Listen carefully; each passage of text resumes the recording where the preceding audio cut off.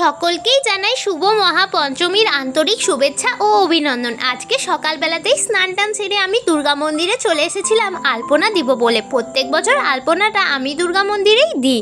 তো যাই হোক, প্রত্যেক বছর আমি ষষ্ঠীর দিন দিই, এবছর আমি পঞ্চমীতেই দিচ্ছি, কারণ সমস্ত কিছু তো ঠাকুর থেকে প্যান্ডেল থেকে সমস্ত সেট আপ হয়ে গেছে, এমনকি মাসিরা মন্দিরটা ধুয়েও চলে গিয়েছে। তো যাই হোক, আলপনা দিতে দিতেই তোমাদের সাথে একটা কথা শেয়ার করি। আমি যখন প্রথমে আলপনা দিতে এসেছিলাম, একটা আঙ্কেল দেখলাম অনেক ছবি ভিডিও তুলছে।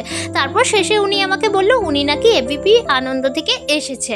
তা আমাকে জিজ্ঞেস করলো যে তোমার আলপনা দিতে কতক্ষণ লাগবে। আমি তো বললাম 2 ঘন্টা, কারণ সেই আমি এসেছিলাম।